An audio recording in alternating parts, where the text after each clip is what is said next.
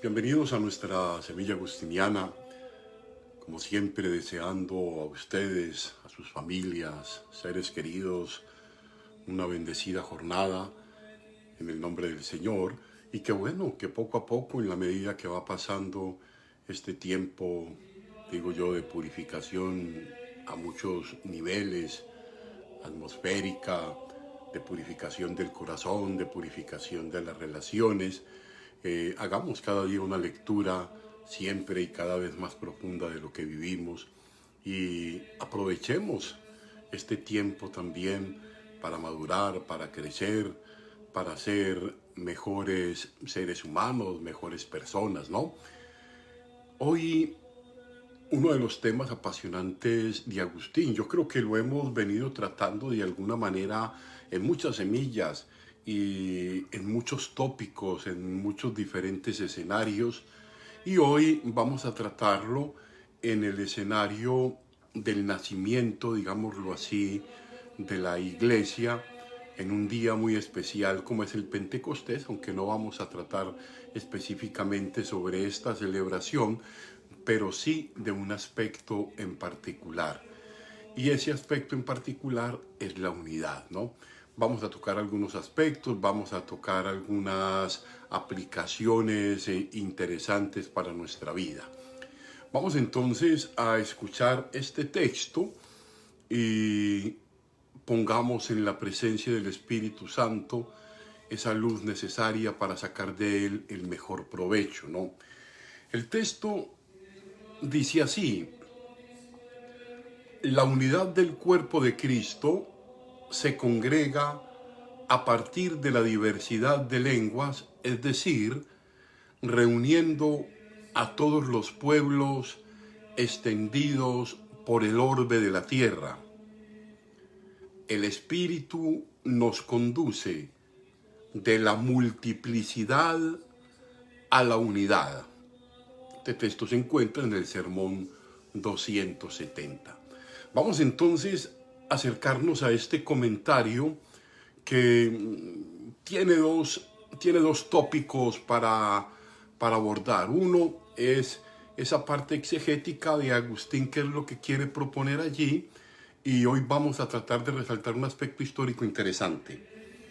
Ahora bien, este texto, al ser un sermón, es un texto sereno, muy pastoral, muy paulino si se quiere, pero vale la pena resaltar el sentido histórico del texto, porque el pastoral y espiritual es evidente.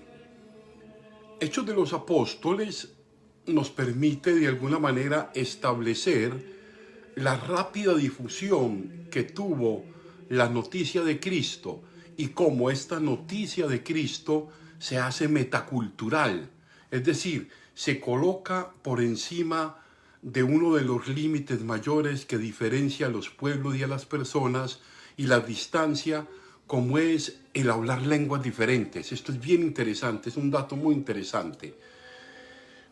Una misma lengua en América Latina, por diferentes que seamos, nos coloca en enormes niveles de cercanía. Dos pueblos que tengan lenguas diferentes, aunque estén a 20 kilómetros, los hace profundamente distantes. El tema del lingüístico es bien interesante.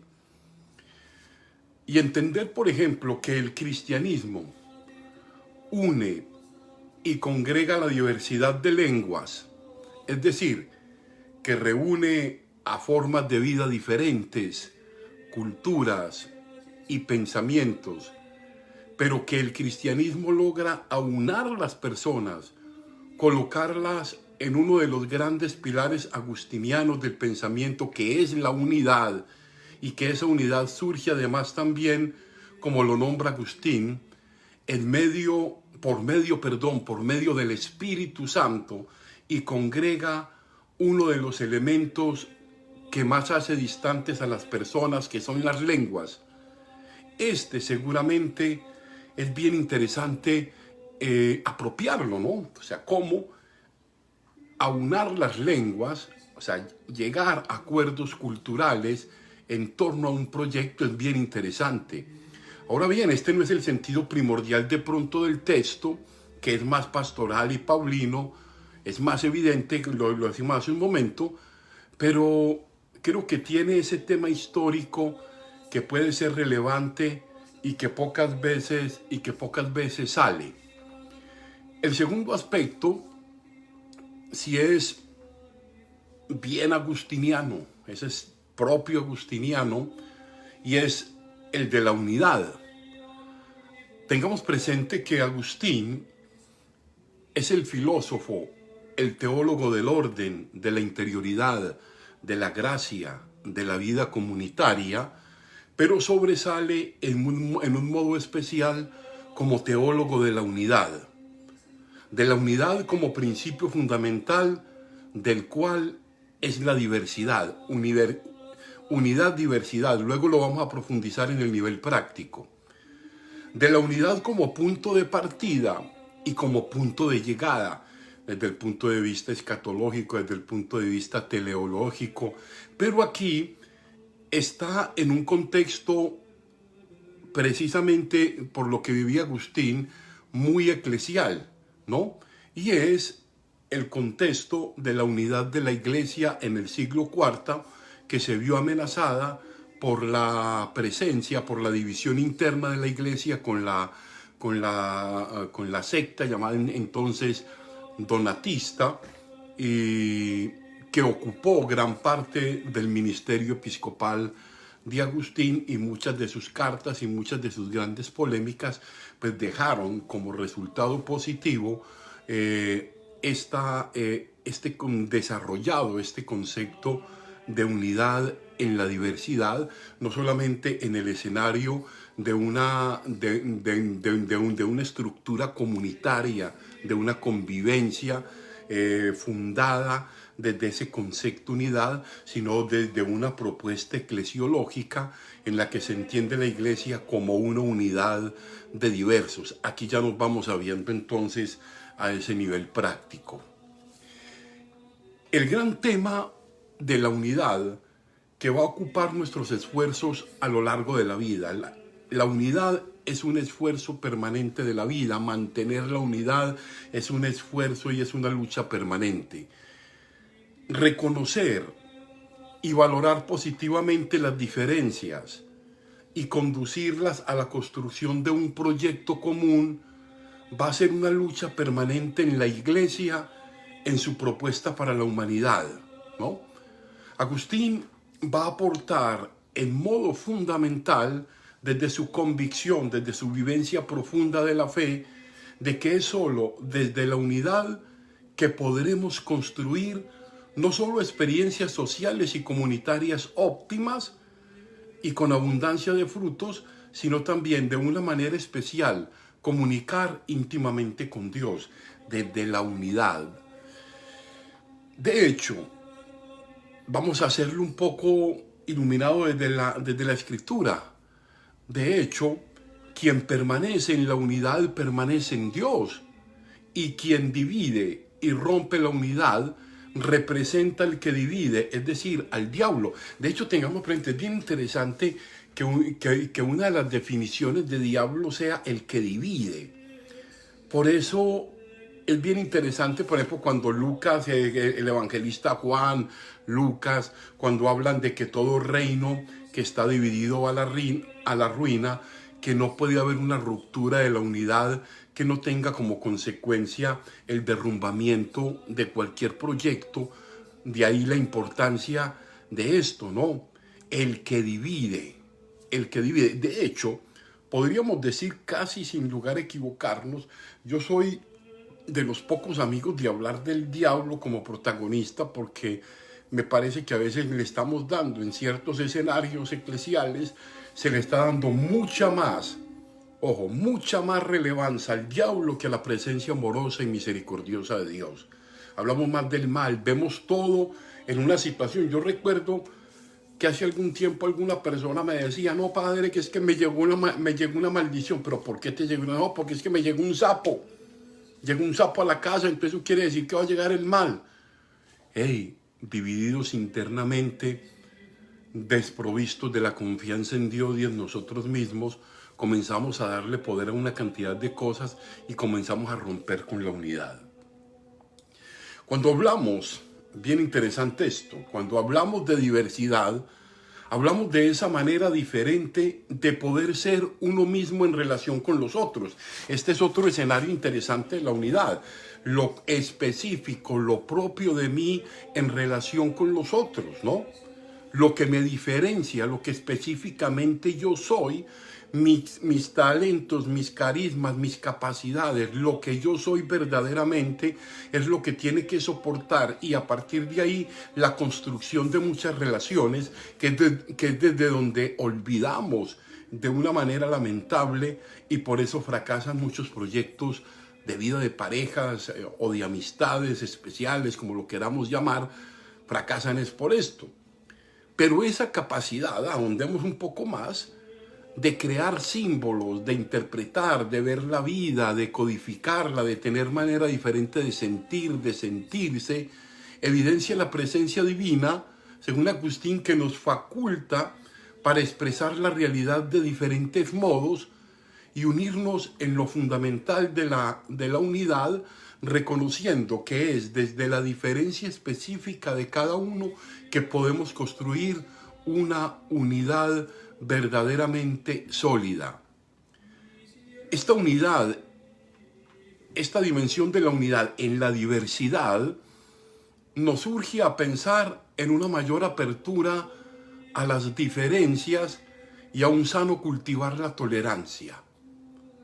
De hecho, una constante tentación en nuestra vida, en las relaciones interpersonales, de novios, de amigos, de esposos, es la tentación de la uniformidad.